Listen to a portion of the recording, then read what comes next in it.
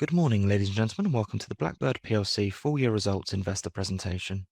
Questions are encouraged. They can be submitted at any time via the Q&A tab that's just situated on the right-hand corner of your screen.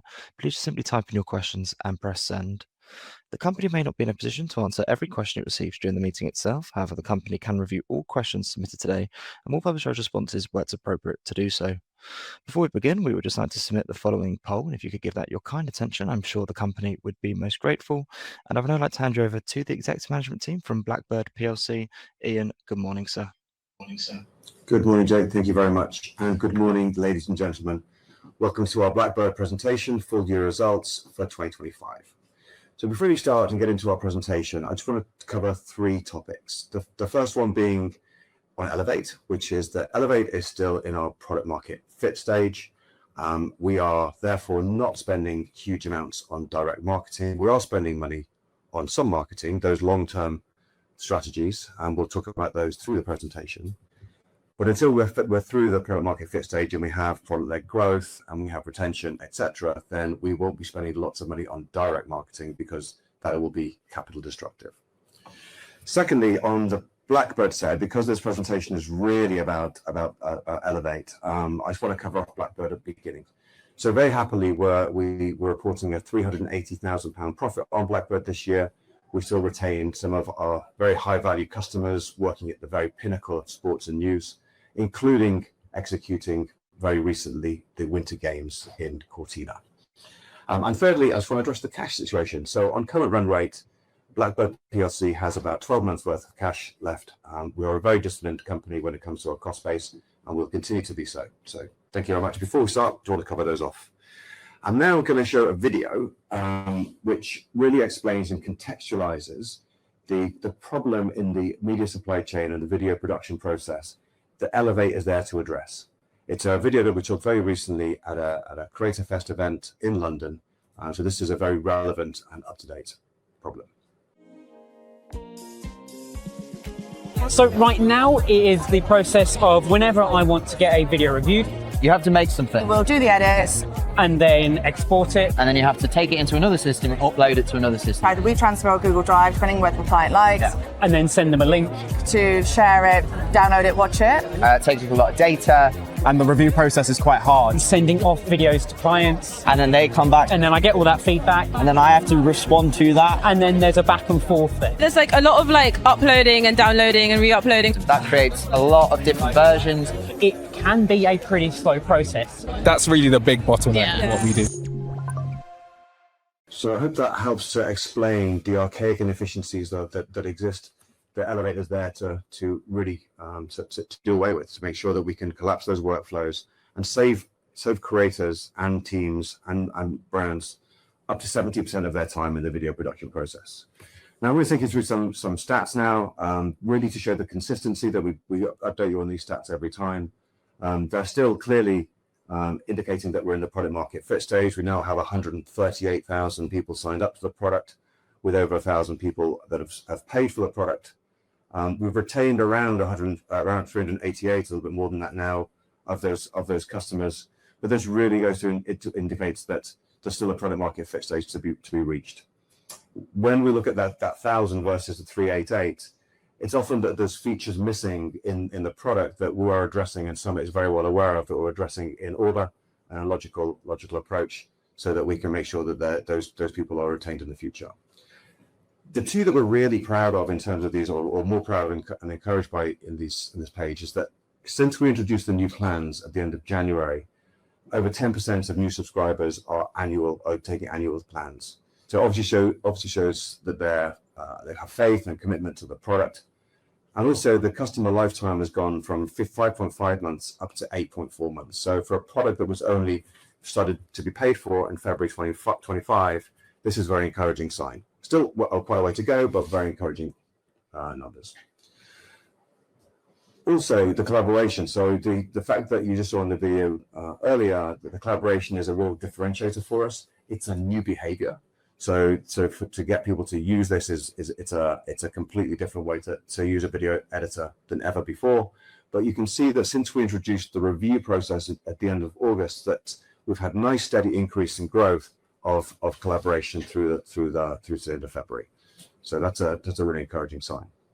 Summer's now going to take you through the product progress and what's coming next. Over to you, Summer. Okay, so last time we spoke to you guys, we were at the point of quite a lot of key important new features that were coming to the platform. One of the first ones, which was just quite important for video in general, was to fill things like B-roll, is that we integrated the Pexels stock video library, which gives all our users immediate access to a very vast library of free content. So that went in, and that's one of our, obviously, partner integrations. We also did a lot of integrations on the AI space. So we included AI image generation, speech generation, and probably the most impactful thing for our target market was the subtitles, where we're using AI to transcribe and produce subtitles. And we'll show you a demo of that. But another few more important things were also added in this period. And as Ian mentioned, we did change the plans, or we added 3 different plans for the product. We included the annualized plan, plans aimed at more, sort of the broad range of the market. And we introduced tokens, which is a mechanism for people to pay for AI usage. But above that, we also did a lot of foundational work in making the GPU on the computer, so the processing unit on the computer, capable of doing a lot more of the work within Elevate. Now, this is particularly important for when we're using, when Elevate's used on lower end computers like Chromebooks, because they do tend to have very good GPUs. And so it means that we're just going to get better performance. So we're really happy. We did everything that we said we would do in that period. Everything's been out there. It's being used by customers, and we're very happy with it. The next bit that we're working on, and the things that's going to happen in the next quarter, is we're on the cusp of releasing stock music with Epidemic Sounds. We've got a demo for that as well. We're going to also be, based on feedback that we've had from our business users, our marketing teams, we're going to be adding font management, so people will be able to upload their own custom fonts that brands use, so that all of their all the text within their videos can be consistent with their brand. But also, we're going to leverage the work that we've done on the GPU previously with the transitions and actually apply that to things like effects and animations. So we're getting closer and closer to this being, very, very capable of competing with the higher end video editors. And something that is really important for our customers is more audio tools. At the moment, we have audio editing in levels, but we haven't implemented things like noise reduction and dubbing and dynamics and EQ. And we're going to show some demos of that now as well, actually. So if I jump straight into a demo, let's go with the transcription first. So here's a video of Caroline, one of our marketing team. And in this video, the benefits we've got audio from her. And what we can do is actually go down here, turn on the transcriptions, enable the transcriptions. And what happens is I've already done it so we didn't have to wait for it. But what it's done is it's gone away, it's transcribed the video very, very accurately. And you can see it follows along on the right as we scroll through it. But not only are we able to get the transcriptions and put them directly onto the video, but we're also able to go into those subtitles, go into the styles, and actually in real time change the style with which the video or the transcriptions are played back as subtitles. Really. So this is really useful for when we've got users who are working in corporates and need a more formal look, and then obviously the social media, etc. And all of that's done with one of our partners, OpenAI, who's providing the transcription services. Another key feature that you'll notice is of course, we increase the collaboration. So as I'm editing here on our timeline, you can also see that Kel is also in the project. So both of us can be here simultaneously at the same time. Now, what we did in the last quarter, and we were just heading into this, and if you remember the graph that Ian showed of the growth, a lot of that growth has come because of the review mode. And what that means is that users who are editing are able to actually go onto the invite and invite users, but rather than so that they can edit and could potentially get too involved in the project, but they could just be reviewers. So that can be clients or internal stakeholders. And then they can just go to any part of the video that they want, say, please give this a look, like so. That goes immediately on the timeline, and it's immediately available here to the editor. So Kel could pick that up, for example, and as I'm not doing anything, because I'm the one who's got the comment, he says he's on it, he can go to that particular video, and he can say, okay, fine, let me just apply a different look, and you've seen he's already added that look in. So our collaboration is really, really improving. We've got more that will come into that space. But for now, we are seeing really good growth in that space. The thing you'll notice in this video as well is our new transitions. These are our GPU accelerated transitions, which is the underpinning of who our GPU that we've done. Which will give us a lot more capability. So that covers those, but the really exciting things that are coming are epidemic sounds, as we mentioned. So if, for example, I go into here and go into music alongside where we've had the audio, the video from Pexels, and I type in something like sport, for example, and I say, okay, this could be interesting. We'll play back a track here. And I say, okay, that could be an interesting track that we could use. So I can just drag this directly onto the into the timeline. I can temporarily disable the previous track that was there.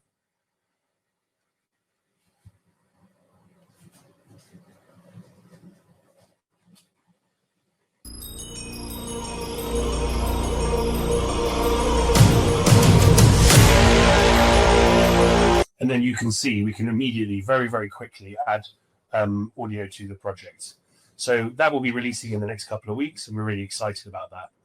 Now, looking further forward into different audio tools, here's an example of something that we've been working on with another partner, which is around dubbing and revoicing. So let's do audio cleanup first. Here's a clip of someone that we interviewed at a trade show. I wished someone could actually just take a look at my timeline, or I could look at theirs and make the changes. And you can probably hear in the background, there's a lot of background noise, which is making it hard to hear. But if we run it through the voice isolation, you'll now be able to hear it much clearer. I'll go right from the beginning. Wished someone could actually just take a look at my timeline, or I could look at theirs and make the changes and then make the process so much. So that's going to really help people, especially if they're shooting on things like mobile phones and they don't have a proper microphone set up, etc. Another really exciting thing is to be able to do the dubbing side of things. So if I just give a bit more space here. If I play this video back. All in all, what it's all going to do is that it's going to increase. You can hear the presenter speaking, but then I can change the language. Et en fin de compte, l'effet global de tout cela sera de réduire considérablement la pollution présente sur notre planète. Cela permet. And we could even have it play back in Arabic as well. في المحصلة النهائية اسمه سيقول إليه الأمر برمته هو أنه سيقلل من مستويات التلوث. So these are just a few of the exciting things that we are going to be bringing to market. And of course, the product, these are just the key features. These are the highlights. We're constantly adding lots of little improvements because we know that users come for the big features, but they always stay for the little ones and the convenient day-to-day productivity that, little snippets that we have that other products in our space don't tend to do. We've never said that we're going to be pushing out to be as complicated as some of the higher-end tools, but the quality of life features that we're adding are really important. Great. Yep. Thank you, sir. Hugely exciting next 3 months ahead of us on the product side. So just a quick reminder of our addressable market. It really is a huge opportunity that we have globally. The creator economy is made up of 200 million creators worldwide. And as a reminder, the creator economy means people that are actually making money from creating their content, which means they're generally working with other people, whether it be other team members or brands are making that money. So it's really key for those people to be able to have a review tool that's quick and easy to use. We're really honing our guns on the marketeers and those adjacent marketing roles, of which there are 6.5 million marketeers worldwide. And the real reason for that is there are three reasons. One is that they make a lot of video, and that video has to be of a certain quality. Secondly, is that just by the general definition, they work in teams, either with themselves or with brands. And thirdly, they pay. Those guys want to pay for their tools. They're not going to put free tools into their workflow. So really important for us to train our guns onto a workflow that works for the marketeers worldwide. And I'm going to share a quick video of some professional content creators who are using Elevate or have come very close to using Elevate and seen it in action, to give you a sense of the flavor of how they feel about the product that we've built. Elevate.io has really made things quicker and far simpler. The UI as a whole was just really, really clean. It was really easy to understand. The fact that it's in the browser. I've never seen anything like this. I love the fact that I've got all my files in one place. Do not have to worry about taking hard drives or cards with me. Being able to collaborate on it together is a complete game changer. And that's given me the opportunity to actually outsource some of my edits. And I love that the review piece is that it's not an export. It prevents us, from needing to do the whole export and send it, bring it back, export it again. Making it 5 times faster than how I was doing it before. I would absolutely see Elevate being something we could use pretty expansively. So I hope that gives a flavour of how excited we are about it, because we feel we're very close to achieving that product market fit when you hear the guys talking there. So we're going to continue that seeding work with those lighthouse users. You saw Studio 71 there out of Los Angeles, also the DCT UK out of the UK. But we're also working with AI companies, with Indian kids networks, etc. So we're getting lots of feedback from different range of customers about what they're loving about Elevate, but also what we need to work on to make sure that we have that fit. We're going to be adding to these people, these companies, through further events next year, this year, of which we have a full program going through the spring and the summer. The partnership side of things is hugely important. So the fact that Epidemic brings such a high quality library to us is amazing. But what they also bring are millions of users that use Epidemic. And Epidemic will make rules about us when we launch that product in the very near future. So we think the partnerships are a really fantastic way for us to grow and accelerate route to market. We're also building our PR presence. So we recently were featured in Forbes with an article about our collaboration. Summit and in fact Carol have been on numerous podcasts, including recently Primal Video out of Australia, which the guy that runs that has over 1 million followers. So we're really building our presence in that market. We've just started excitingly as well with influencers. So this is a real first dip our toe into this. We worked with Lara out of New York. Again, the US is hugely important to us as a market, given that well over half of the continent greater economy is in the States. And those videos will be launching very soon. Lara is a TikToker who has over 60,000 followers. Interestingly, when we started talking to Lara, she had 30,000 followers. So she's very much a rising star. And we're working closely with her. She'll have a series of videos that she'll be talking about Elevate. And we're looking for that. We're looking for that product-led growth. When we achieve that product-led growth, then we'll start to do more direct spend on the product in search engine marketing, etc. But we have to wait for that moment. So in conclusion, we have a really sizable opportunity to build Elevate, addressing hugely archaic inefficiencies in the media supply chain. We are working hard to achieve product market fit. It's hopefully happening very soon. And I think there's a number of things that we can pick up in the questions around things that will accelerate us getting there. And thirdly, we're still seeding with very high profile customers. We're really pressure testing this with some very demanding customers in the market. And I'm very happy to take your questions. We've actually had a record number of questions submitted. I think we have 35 questions pre-submitted, which I'm going to answer a few of those up front. But over to you first of all, Jake, and then we'll get into that. Perfect, guys. If I may just jump back in there, thank you very much for your presentation this morning. Ladies and gentlemen, please do continue to submit your questions just by using the Q&A tab that's situated on the right-hand corner of your screen. But just while the team take a few moments to review those questions that have been submitted already, I'd just like to remind you that a recording of this presentation, along with a copy of the slides and the published Q&A, can all be accessed via your investor dashboard. Guys, as you say, we have received a number of questions, so if I may just hand back to you to address those where appropriate to do so. And if I pick up from you at the end, that'd be great. Thank you. Thank you so much, Jake. Okay, so so there's a number of questions that I think I'll take up front because they kind of do get repeated. The first one is why do you have a low share price? And I think that's a good question.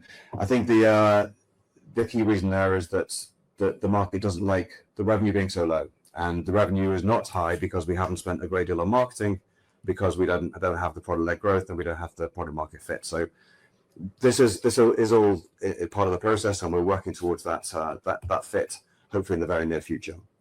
However, I bought shares this morning, as you might have seen, and I did that on the reason that I believe hugely in the opportunity that we have. This is a massive opportunity that no one else owns in this market. So why not us? We've made a huge amount of progress in the product, as Summit talked about. We've got in front of us a big partnership with Epidemic that I'm hugely excited about and that we talked about. We've got the potential for AI to be a real friend for us, and I think that's important. It's a friend for us on both sides. It's a friend for us on the supply side. We can get our features to the product faster through AI, and it's a huge opportunity on the demand side because there is just much more video being created, and that video needs to be assembled, and that video needs to be reviewed, and that's really where Elevate has some huge opportunities for a big market there. And thirdly, I bought because the price is very low, so I think it's a huge opportunity for anyone buying. Right, okay, so I'm going to go into the questions now that I've got here. So the first question, and there's a number of these, by the way, so I'm going to answer it right up front, is about the role of Bill Roberts. So Bill joined us I think it was late last year. He's ex-Adobe, and he was very keen to come on board. Unfortunately, Bill has had some serious family health issues and has had to step back from us and other things. And so we're not really working too closely with Bill at the moment. So that answers a number of those questions, I think. The second question is microdramas. Over to you, Summit. There's a microdramas created on the budget. Sounds like Elevate would be a good fit. Yeah, we don't currently support some of the demands that will come out of the televisual space because of their heavy reliance on color grading and audio tools. So we do want to be able to operate in that space, but at the moment it's such a small market that it's not worth it for us to push too much into there. But we will eventually, Elevate will be usable by almost everyone other than maybe right at the highest end. Okay. The third question is on fundraising. And obviously you saw that we did we did a small fundraise just before Christmas. It's important as chair and obviously with a very responsible board that we have a fiduciary duty to make sure that the company is fully capitalized and that we have ample reserves or some reserves to market the product when fit is achieved.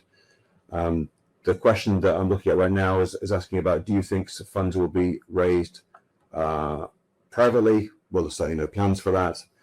We're very happy with being with our position on AIM and the fact that our AIM shareholders have always supported us. So that's the way that one would go. So yes, we're very happy to be on AIM. Third question is a share price question. I think I've addressed those. It's interesting to see how many small agencies started to use CapCut Pro Desktop over the last few years for various tasks. Elevate.io once has market fit, will be a far better product for them to use, in my opinion. For many reasons, how do you plan to reach and educate those agencies using CapCut and any other inferior product with prosumer and pro-creator plans to help them transition to Elevate and be more productive? Yeah, sure. Yeah, no. So agencies are definitely a really important target for us. Obviously, Elevate is just such an amazing fit because of the collaboration and because they work so much with clients. We have, I think Ian already hinted at it during the presentation. We have a pretty exciting events pipeline for Q2, and some of these events will be more targeting teams, but there are also those events that target these types of agencies more. And from last year, for those who followed along, we obviously attended quite a few events. The product was obviously at a much earlier stage, but what we did learn was that events are very effective in terms of seeding it amongst people. So at that time, we got a lot of really valuable feedback. And now where the product is, we feel a whole lot better about attending these events and getting Elevate into these types of agencies' hands. Thank you so much, Carl. Next one's a product question, Sam. Figma offer a desktop wrapper providing semi-offline model that targets the needs of professionals who travel or have unstable connections. Is this something you would consider? Right. Yeah, the wrapper for Figma doesn't help you if you don't have an internet connection. You still need to have a net connection. But we will be doing something very similar, and it does give us better ability to, for example, cache larger amounts of the video or process some of it into the Blackbird codec locally. So we've always wanted to do that for sure, and it is going to be just a wrapped version of the product. Yeah. Thank you. I understand the 5-year EVS license is due to expire in 26. Can you confirm renewals are being discussed, and would you expect improved terms? I can't go into details about the terms, but I would say that we have an excellent relationship with EVS, including having just executed the Winter Games as a partner with them, and of course we were looking to renew that contract. Over the last 12 to 18 months, the core Blackbird business has lost a number of customers. For example, Arsenal, NRL. Is this a conscious decision to focus on higher margin customers, or have these customers moved on to other solutions? If it is the latter, why are people moving away from Blackbird Enterprise? What I would say is that it's a highly competitive market. We are very happy to have our sticky customers, some of the largest customers and discerning customers in the world. There is some natural movement away sometimes from products, but we're very happy with what we're doing there. As I said, we've made a £380,000 profit there this year. Have you seen any evidence of organic growth in usage of Elevate.io, growth not dependent upon active marketing, but via word of mouth recommendations, etc.? Yes, absolutely. Kelly, do you want to pick that one up? Yeah, sure. So obviously we have organic growth, and then I think the other thing that you're referring to is more like product-led growth. So not active marketing, as you mentioned. We're seeing both on the organic marketing side, we're seeing a really good uptick, but also on the product-led growth side, I think we are like the two main mechanisms in the product right now are the team invites and the project invites. And since September, we have seen a very nice steady uptick in those being used and inviting people into the product. And also some of the subscribers that we acquire now, because obviously we have such good analytic systems and we can measure everything, they do come through these team and project invites. Anything to add there, Sam? No. Yeah, I think that's a good answer, Cal. I think that we are looking for high standard there in terms of product-led growth. We want to see that growth really start to steepen. There's a general definition of what product market fit is, and it's when 40% of your market can't do without you. And so we're aiming at that. We're not there yet, but that's really our target. Okay, then will you be adding AI VidGen? We've been looking at two types of video generation, one just freeform and the other one with avatars. Both will be with partners. It was just one of the next things that will happen after we finish Epidemic. We'll be reviewing it, but we will be adding it soon. Thank you very much. One for you, Steve. A few months back, and a few other shareholders reported Blackbird that's Elevate.io was being used by some promotional guy on LinkedIn. Is there anything you can add to that? Yeah. Well, thank you. Yeah, thank you for contacting us. Yes, we were aware of it, and it is causing a bit of confusion. We've been in touch with this other brand, and he's promised to rebrand. It takes a little bit of time, but I've been in touch with him recently, and it's in progress. So he'll be moving away from the Elevate.io brand shortly. How close are you to providing forecasts? We were templating close a few years back. Can you give an indication in weeks or months? I think our indication would be when the revenue engine makes sense and we start to get a repeatable route to market through marketing, then we'll be more confident to give a forecast, but we're not at that stage yet. At the interims presentation, you mentioned that 2 ads would soon air on YouTube, and were these shown as part of your presentation? Did this ever happen? The good news is yes, both of these ads are currently live and running with obviously a conservative budget, but they are live and running. So yes, they are being used with very specific targeting. So, even if you don't happen to come across them, then, it just means our targeting is working essentially. We obviously want to make sure that the right people see the ads, because that's what we're paying for. The broker notes released on Monday included some analysis of collaboration, which we went through earlier in the presentation. Do you think this is an important driver of both usage and adoption in Elevate? It's really one of a number of different value propositions that we have in Elevate. It's a big differentiator for us. So we see it as a big driver, a big lever. Yes. And it's worth stating actually that chart was all based around non-ad spend, so through organic means. So yeah, we actually saw higher figures if we add in the ad spend. It's a really good point. Yeah, we cleaned out or any Google ad spend because that has that could pollute the data. So that what you saw in that chart is pure organic. Has Elevate entered scale up? If not, why not? I'll finish that question there because we haven't achieved product market fit yet, and when we do, we will certainly let you know. Given the presentation at the time of the 2 million placing last year and the talk of increasing subscriptions and early hockey sticks, were you surprised by the subsequent churn immediately thereafter? The presentation provided a very bullish view that almost immediately appeared to stop. Yeah, sure. So I think at that time, for those that remember, we obviously had our 50% early bird discount, which made it very attractive for people to subscribe to a product that is obviously nowhere near where it is today. So obviously, when we went full price, we saw that impact, and I think that's what you're referring to. And as was mentioned during the presentation, in response to that, we have completely redesigned our plans, and we were seeing some positive results from that. Thank you very much. Whilst the product might never be finished, how do you see development costs once the features referred to in the Elevate notes have been realized? And do you see that a lot of the main features needed to scale up are there and development costs can be reined in? Or do you consider costs will remain the same? It's probably a Steve and Summit question, that one. Yeah, do you want to talk about the product roadmap? Yeah, so I can talk about the costs. There's a couple of things that are happening. We're getting faster. We spend a lot of time, as everyone knows, building the infrastructure for Elevate, and now we're actually able to develop things faster and faster. That's also been added as something that you mentioned earlier, that AI is being used quite extensively within the product development phase now, because it's at the stage where it is actually useful, but also because we've done a lot of that foundational work. It's very easy for us to now sort of add self-contained bits of work. So what we expect is the acceleration of the product to increase. It may feel like, oh, we're nearly there. Well, what we are is we're very nearly there, and if not already there for many customers as a very usable product.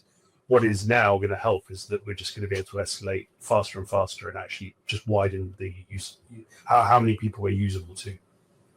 Yeah, on the cost side of things, I'd say on the short term, you'll probably see a little bit of a dip, but due to some changes that we've made within the team over the last few months or so. But going forwards or whatever like that, as Sumit said, we've got a list as long as our arms that we want to achieve. So I'd imagine that development costs will stabilize. Thanks, guys. There's a question, quite a long question, so I'm not going to read it out fully. But it asks about the raise. So first of all, why the raise and why no TR1 came through? So I'll address why the raise. I mean, it's really about fiduciary duty to the company. As I mentioned at the start of this presentation, we have a 12-month runway with BLACKBIRD. And that is in large part because we did a raise before Christmas. So we want to make sure that we don't run out of money and we have enough capitalization to market the product too. In terms of TR1, Steve? Yeah, in terms of the TR1, we haven't received anything. The company can only issue a TR1 to the market when it receives that information itself. We haven't received anything. I'm told from broker Allenby that they contacted the individual. We're not going to speculate as to why they haven't issued a TR1, but nothing's been forthcoming.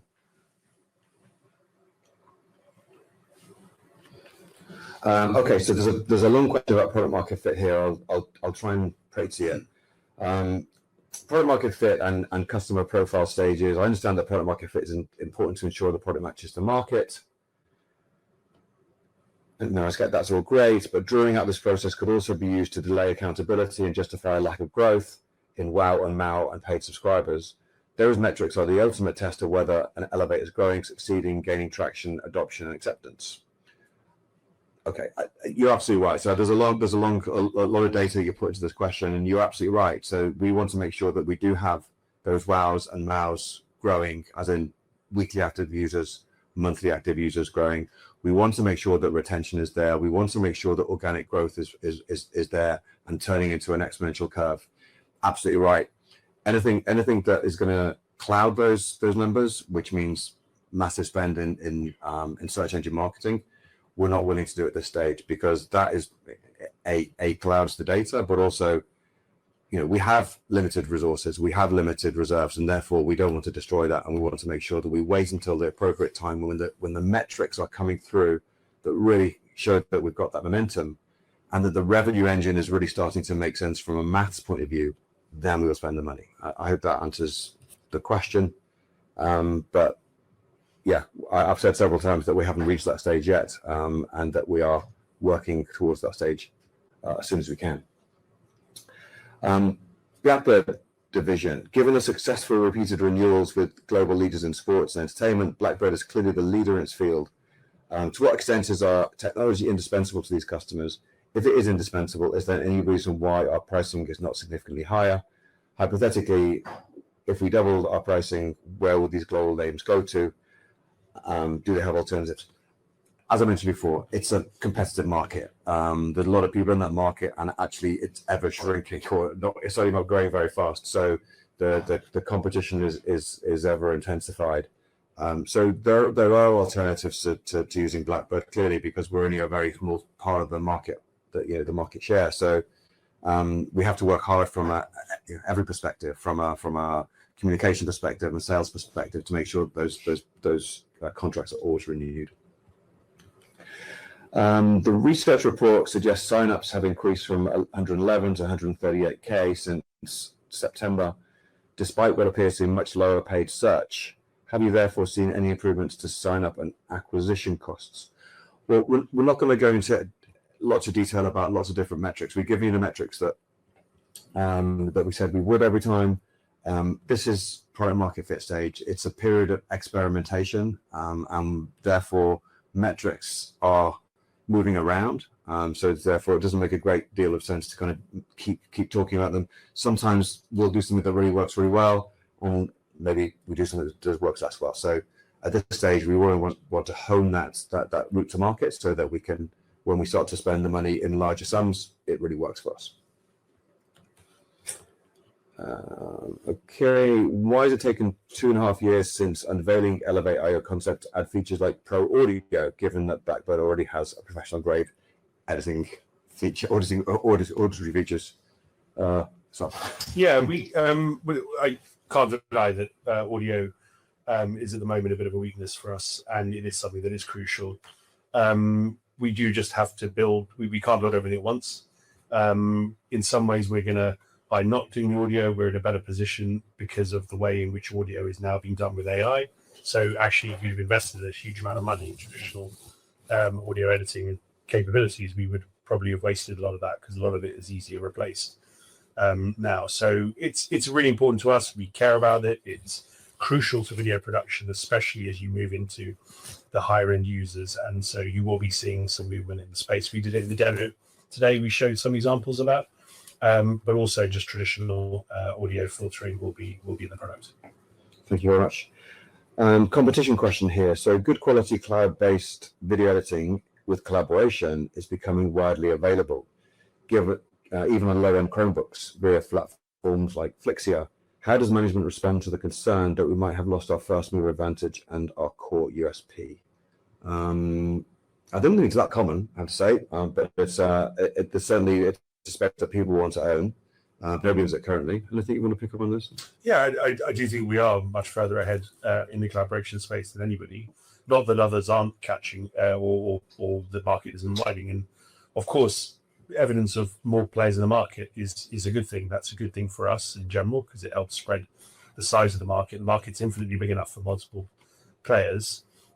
So yes, of course, it would be great if we were able to push ahead and get in front of more people, and then we would be able to add more awareness and then use our first mover advantage. Yeah. So, and a related question here. So while our primary USP is collaborative creation, the wider market seems to place a higher value on collaborative review, which is now ubiquitous. How will the commercial model be adapted if we discover that our main USP, collaborative creation, is viewed by the market as a nice to have rather than a key differentiator?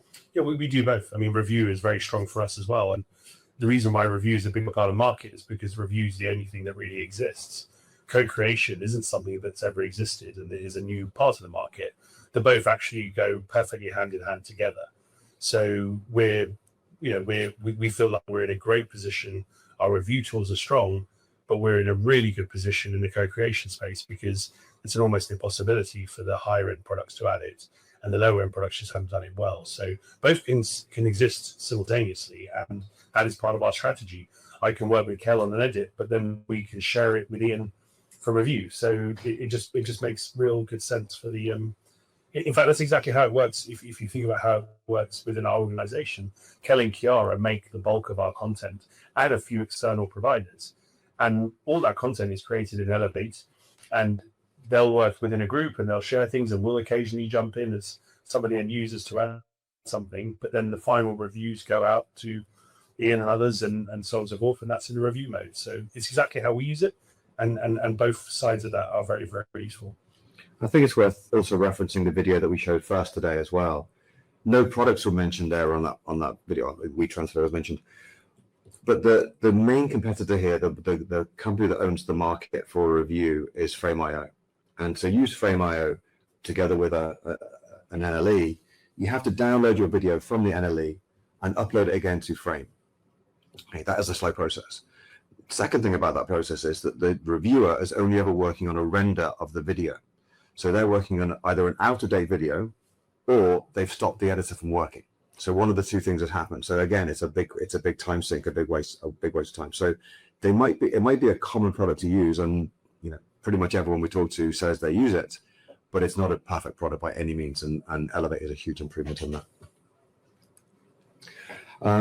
Okay, so there's a number of questions here on stats. What is your CAC? What is your annual contract value, annual churn rate? As I mentioned before, we're not giving that out at this stage. They are actually able to be worked out from the numbers we've given you, I think. But again, while we're in this product market fit stage, it seems fairly meaningless to give out detailed numbers on that because we are in experimentation mode, and we will continue to be until we finish that phase. According to the curve visuals presented at the previous meetings, you have said you have been in scale up for a while. No, sorry, I'm going to stop that one there because we haven't been in scale up for a while. We're definitely still in product market fit stage. Okay. In this week, you've defined the target market as professional creators working within brands and in-house brand and marketing teams. What is the TAM value of the target market? Well, I've given you the numbers of people that are working in there, and we've previously given you a TAM of around $6.9 billion as the market opportunity. We think that's not an inaccurate number. It was a 2022 number, so we think that's only grown. So it's a huge number. Shareholders are taking continuous pain in the share price and dilution. What is the tangible hope for them? Well, yes, as also a shareholder that's had tangible pain, and as you know, my family and I have invested a lot of money into this company, over £2 million into this company. I completely understand your pain. As you've also seen, I've invested again this morning, and I've given you the reasons for that. I think it's a great investment, a great time to invest in this company. But we think we're getting to the end of that product market fit stage. I've got huge amounts of faith in Summit and the team in delivering that product market fit, and so we're excited about what happens next. Okay. How is EVS getting on with the codec? So any updates there, Steve? Do you want to? No, really. They're using it. They've been selling it more widely. But we can't go into any details in terms of customers, etc., because they're not our customers. But yeah, we have a great relationship with them, and yeah, the dev teams as well have a really, really good relationship, and enjoying working together. Do you anticipate expanding Elevate to work on mobile devices, iPads? Summit question. We will continue to expand the mobile coverage for things like upload, etc. And it's always on the cards that we will be able to become more mobile focused down the line. Stephen, we have a Safari version as well now for Elevate, and obviously all the iPads run Safari, so it's getting a lot simpler to make that jump when we need to. Question for you, Stephen, coming up here. How does Cutting Room manage frame accurate multiplayer, high definition video editing without our codec? From a technical perspective, what's to stop them producing a prosumer product like Elevate? So you can run, if you have more processor or more bandwidth, you can do whatever you want on a modern system. It's to do with the efficiency and the flexibility of it and the responsiveness and ultimately the cost. So we haven't emphasized cost yet because we're product market fit stage, but over time, as these products get to be used very widely, the profit margin is going to be one of the major factors. And you've seen from our original BlackBird cloud, we have 90% gross margin, up to 95% some years. And that is way higher than any other web-based video product. So that technology, some of that's used in Elevate, but we will be adding more of that to Elevate.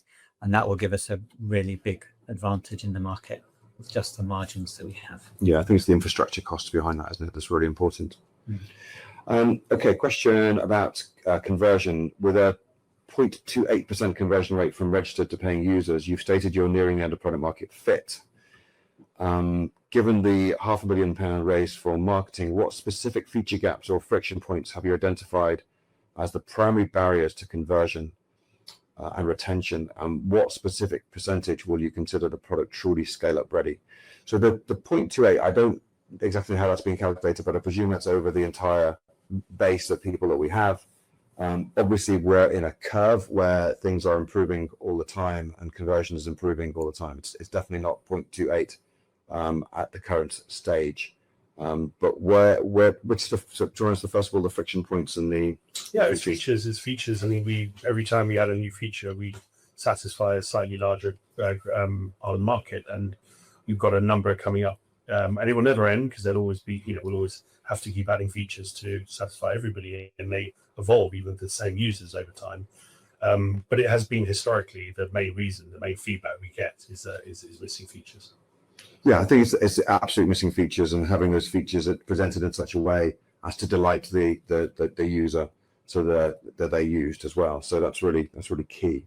For us, it's also the second part of the question is, when do you think you're scale up ready? It's when we've moved the revenue engine to a place where the maths make a lot more sense. It's not necessarily going to be a multiple of the CAC, but we want to see the momentum, sustained momentum to that point. And then we feel that we're in a place to apply more finances to the marketing. Did you not consider the damage that would occur to your credibility when you undermine the share price by doing a secret deal and provide a credit to the buyer for the last tranche of shares and never disclosing who the buyer was? As Steve has said, we can only follow the rules that are given to us in terms of disclosure. Anything else you want to pick up on that one? There's nothing else to add, really. We have a fiduciary duty to the company to make sure that we're capitalized. And also under GDPR as well, we're not allowed to give names of users if they don't want it. Yeah. And great to see we signed a brand deal with Lara, the New York influencer specializing in video editing. Managed to here endorse Elevate for those who like desktop.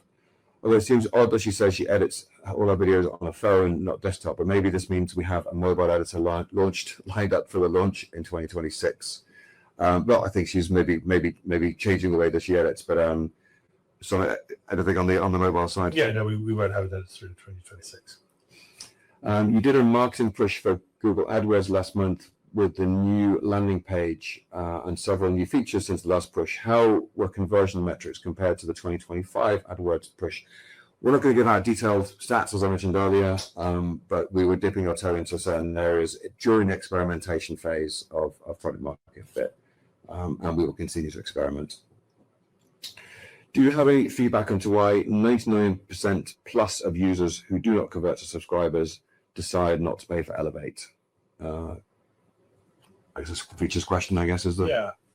I mean, not everybody has an immediate need. The whole point behind a freemium platform is that these are users who may use it within the realms of the free offer and then may convert down the line. So we have seen people who have converted after quite a long time of being in the free zone. So it's not that we expect that everybody will convert immediately. And it's also acceptable that people come along, maybe sit in free, then pay, and then go back into the free zone and come back later. Not everybody has an immediate project that they need to work on or that they need all our tools for. So we don't see it, the whole point behind freemium is that we have this vast quantity of users that we can talk to, and over time, as we add things, it may come right for them. Question on when will you ramp up marketing spend? I refer to the revenue engine answer I just gave, which is we will know when we are further along to making those maths work for us in terms of additional spend. Despite being a shareholder for over a dozen years and a YouTuber for over 8, I have only just started using Elevate. I'm pleased to say that it is brilliant, and I wish I started using it earlier. However, were I not a shareholder, I can't think of anything that would have persuaded me to try it. I was using iMovie, which worked perfectly fine, and I would have thought, if it's not broke, don't fix it. Addressing this problem of inertia would unlock an enormous amount of small collaborative YouTuber market. How can it be done? Cal, I guess that's got a question for you. Yeah, sure. So I think there's two things, right? In terms of like you were using iMovie, there's two things that set us apart, and that's the browser-based aspect of Elevate, and there's the collaboration. So if either one of those things is a good reason for somebody to come to Elevate, that would probably make sense to switch from iMovie. But also, we're also acquiring a lot of people that haven't been using iMovie. In fact, they're just starting their video editing journey, and they are looking for something, and then they find Elevate, and it just makes sense to them that it is online and in the browser, just like so many things are online and in the browser nowadays. So yeah, I think that answers that question. We're acquiring a lot of new people that don't have prior kind of notions, and in terms of the marketing teams and agencies, the collaboration is obviously such a unique USP that like it just makes sense to move, especially if you're going to be saving so much time when you're collaborating and getting a review done.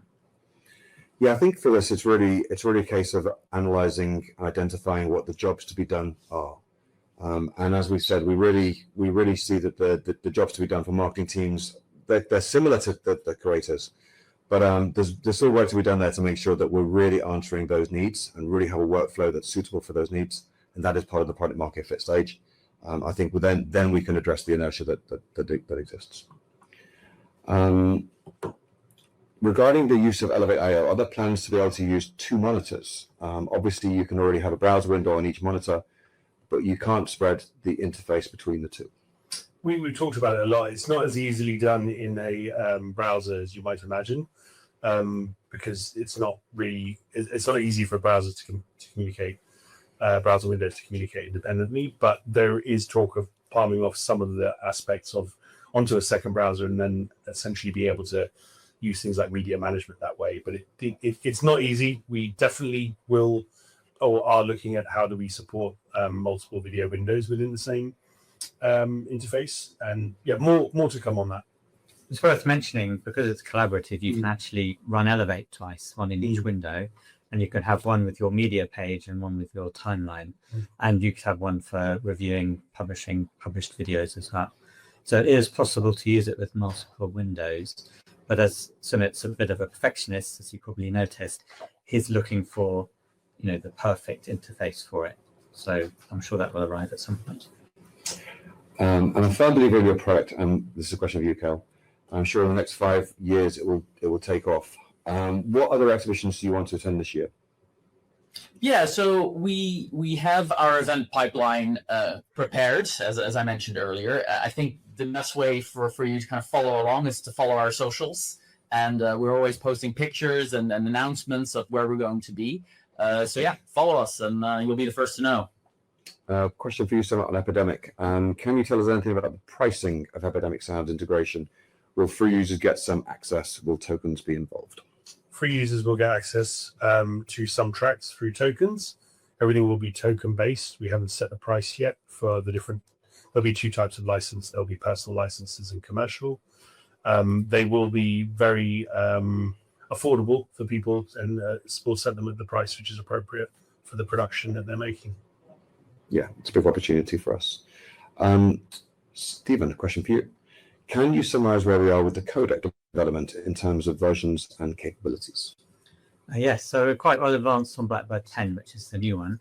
The existing version we did improve a bit last year for Blackbird 9. Blackbird 10 is full 1080p.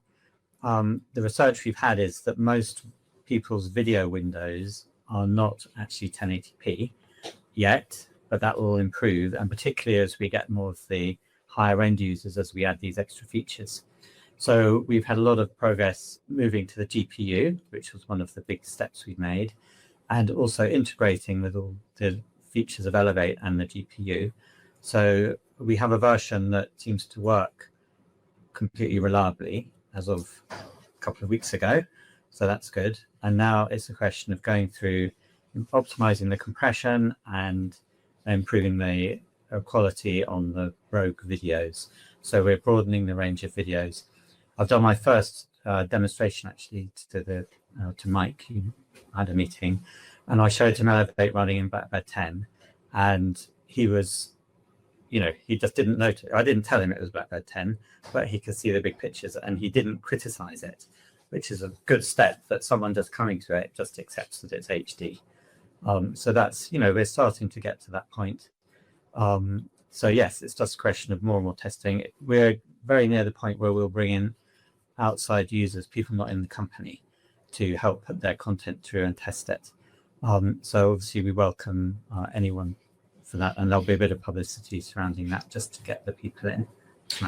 There's 3 or 4 questions actually to you answer on the player and capabilities around that, and I don't know who wants to answer those questions, but there's questions. I can start, and Cynic. Yeah. So any updates on these? Any updates on the player? Yeah. Okay. Well, I'll just make some general points. So you can actually access the player. It's very well hidden in Elevate because Elevate is not yet at the point where we're getting into distribution. Elevate focusing on the post-production, the editing side of things. But we use it for testing and we use it for development still, as we have done. There have been, from Elevate, about 900 videos published and about 15 to 15,500 views, I think. So it is there, it works. You can publish on X and Facebook and, in comments in YouTube and things like that. But it's not the main thrust while we're busy finishing off Elevate, completing Elevate, because the customers we have are using Elevate for editing and creation rather than for distribution at the moment. It is very convenient if you want to share things because it publishes almost instantly and you don't need a password to look at the videos. Whereas obviously Elevate is very secure, so you'd need a password for that. So I think it's there, we keep it working, and it's very useful for development, and its time will come. Thanks, Stephen. There's a really nice question here on annual signups. Annual signups are a huge endorsement. I've seen this in another company where monthly subs would drop in and out, but would add dropping out, which would add friction, admin costs, as well as fluctuating revenues. So for how long have annual subs been available? That's since the end of January, so it's still very, very early in terms of that. And of the 388, roughly how many are now annual subs? Again, we're looking at all these detailed numbers at this stage. What we would say is over 10% of them have been annual subs, and that's a really good sign. So we're really happy with it too. Then will the product market fit stage end? You must have an idea. we will never know. I'd say we feel that the metrics are starting to pick up for us, and there are green shoots. But it's too early to say that there's going to be a particular day, week, or month at this stage. You've created an amazing video editing technology and totally understand how complex it is to find an affordable, successful route to a rapid market growth within a shortage route. Well done for your efforts and determination. Thank you. Thank you, Philip. A question, have you done any work on what a sale or partnership with a large strategic might look like at this stage as a fiduciary exercise of organic solo rollout if the product is challenged? Well, at this stage, we're capitalized. We're working on a partnership strategy. We have a roadmap. At this stage, no, we're not looking at any buyout at this stage. I think you have a brilliant team and product. I'm a paid subscriber to Elevate and a shareholder. And I'm a bit surprised by the low regularity of mail blasts to your 138,000 subscriber list. Oh, it sounds like one of your questions, Kel. I see one of the roles of Elevate is to inspire its users to generate more and better video rather than just announce new features. Can more be done in this regard? Yeah, sure. No, it's a good question. So we want to make sure that whenever we email our user base, that we have a valuable message to give them. because from experience, if you're spamming people, you're going to lead to a lot of unsubscribes. We don't want that. And the other thing is that we also have targeted email blasts. So we also use our internal usage metrics to target specific groups of people. So you might not be receiving all of them depending on how you use the product. But yeah, I mean, there's always more that can be done. Obviously, we're a marketing team of 3 people. We're doing a lot of things, and email is definitely part of that. And we think that consistency is really important, and we do believe that we've had that consistency going as the product launches new features and functionality. Thanks, Kel.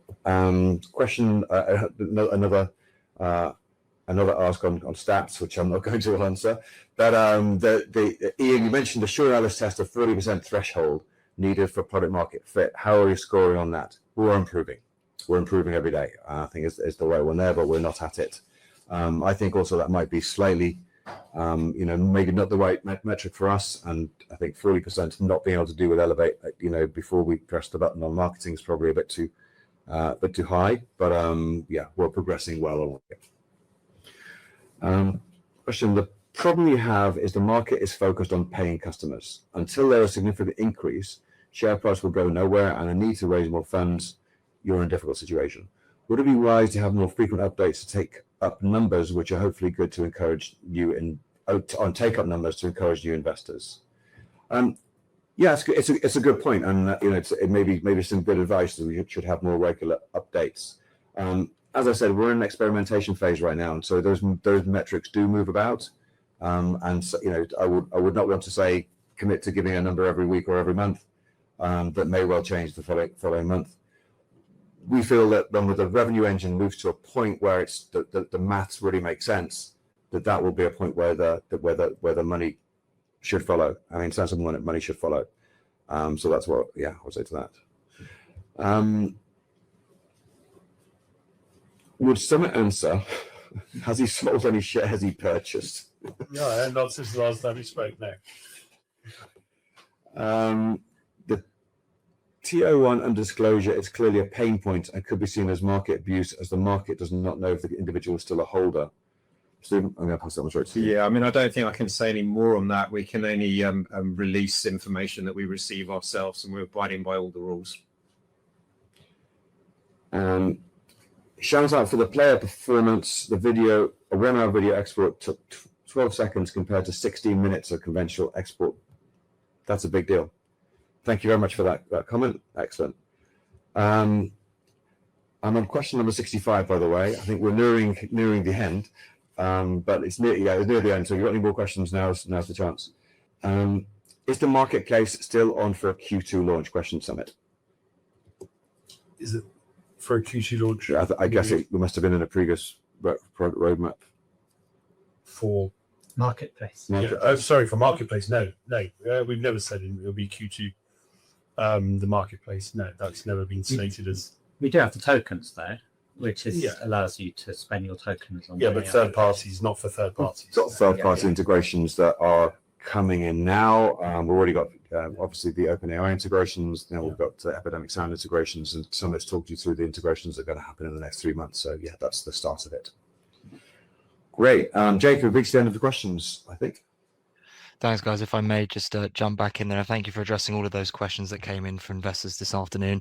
And of course, if there are any further questions that do come through, we'll make these available to you afterwards. But Ian, perhaps before really now just looking to redirect those on the call to provide you with their feedback, which I know is particularly important to yourself and the company.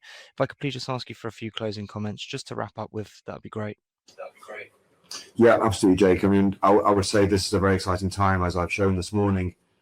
With further faith in the product and the team to deliver product market fit. We've been very straightforward with you guys, very transparent, and I hope that's appreciated. We will continue to be, and we're really very excited about the opportunities ahead of us.